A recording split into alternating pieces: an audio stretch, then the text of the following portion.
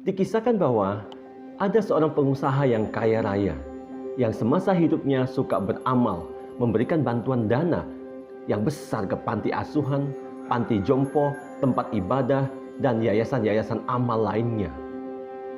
Pengusaha itu juga sering membagikan sembako gratis kepada masyarakat miskin dan yang kurang mampu.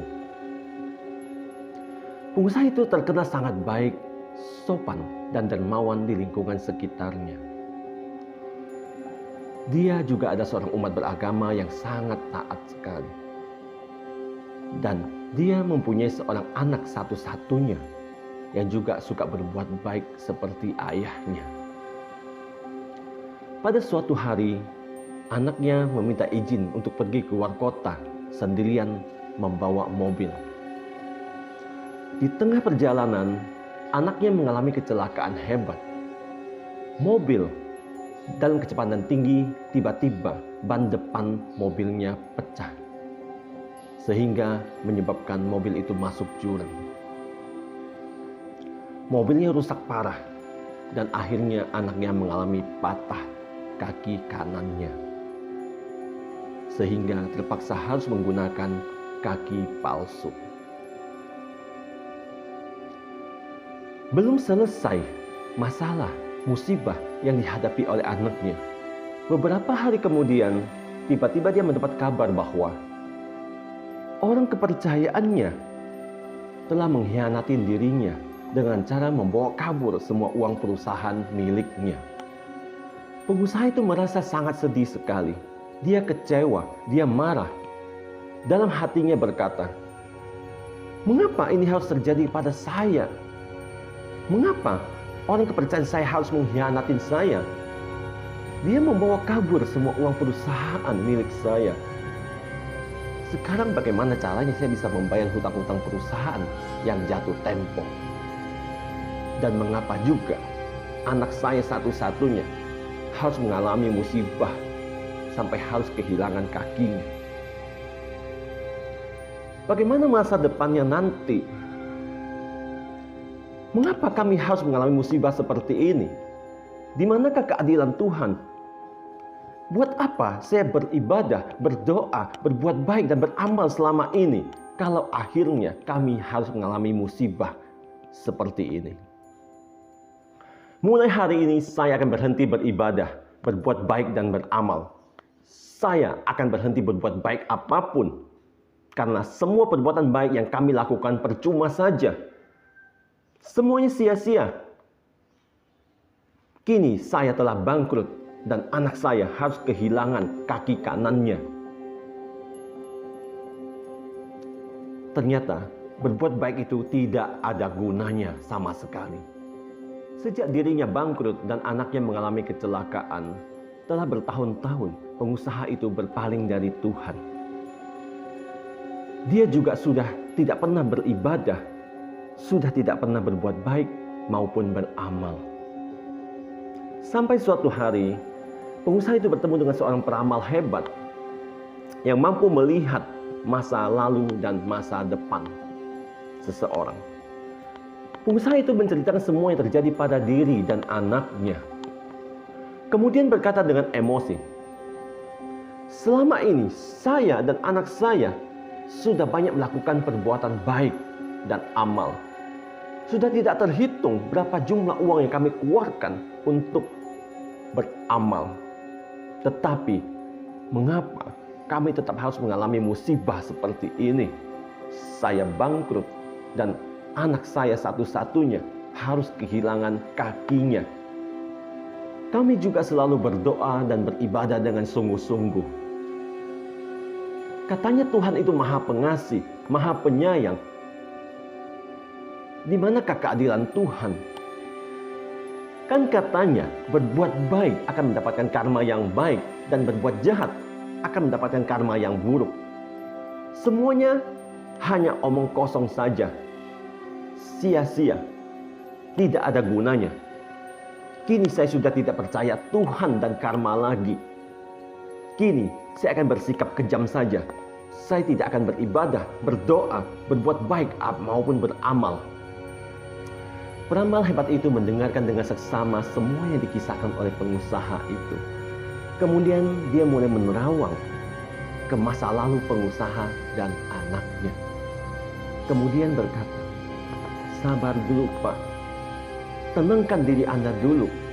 Izinkan saya untuk menjelaskan apa yang sesungguhnya terjadi pada Anda dan diri anak Anda. Tahukah Anda, kita hidup di dunia ini terdiri dari 3 siklus kehidupan, yaitu kehidupan sebelumnya, kehidupan sekarang, dan kehidupan yang akan datang.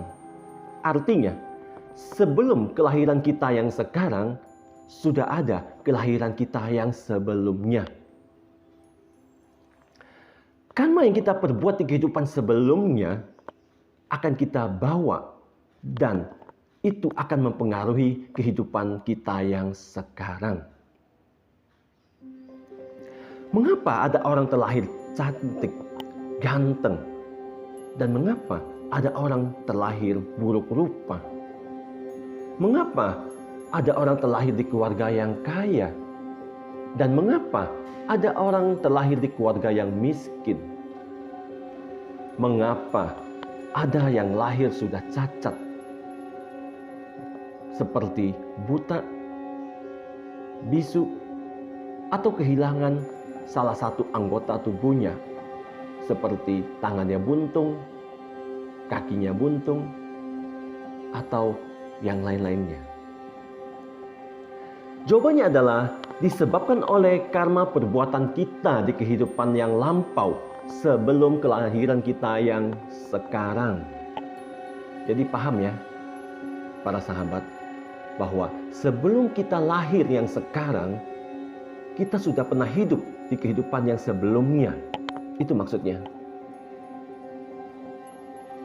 Saya sudah meneliti kasus Anda, dan saya mendapat penglihatan, ternyata di kehidupan yang lalu, Anda dan anak Anda adalah seorang pejabat negara. Namun sayang sekali, ternyata Anda dan anak Anda adalah seorang pejabat yang korup. Uang negara yang seharusnya disumbangkan, diberikan kepada masyarakat, penduduk yang mengalami musibah kelaparan, kalian korupsi. Sehingga banyak sekali menyebabkan rakyat yang menderita kelaparan dan akhirnya meninggal dunia akibat perbuatan kalian. Di kehidupan sekarang, harusnya Anda ditipu sampai bangkrut dan Anda mengalami stroke parah. Dan anak Anda seharusnya mengalami kecelakaan sampai lumpuh total, tidak bisa bangun dari tempat tidurnya. Namun karena pada kehidupan sekarang, Anda dan anak Anda banyak berdoa, banyak beribadah, banyak berbuat baik dan beramal, sehingga Anda hanya mengalami bangkrut saja, tidak sampai mengalami stroke parah. Dan anak Anda yang seharusnya mengalami lumpuh total sampai tidak bisa bangun dari tempat tidurnya, ternyata hanya mengalami patah salah satu kakinya saja. Anda bisa bayangkan jika Anda sudah bangkrut ditambah terkena stroke parah dan anak Anda mengalami lumpuh total sampai tidak bisa bangun dari tempat tidurnya, bagaimana jadinya nanti? Sekarang, masihkah Anda punya pikiran bahwa berdoa, beribadah, berbuat baik dan beramal itu tidak ada gunanya? Sia-sia semuanya? Mendengar penjelasan sang peramal, kini pengusaha itu menjadi tersadar. Ternyata perbuatan baiknya selama ini tidaklah sia-sia. Untung saja dia telah banyak berbuat baik dan beribadah serta beramal, sehingga bisa meringankan karma buruk atau musibah yang harusnya dia dan anaknya terima.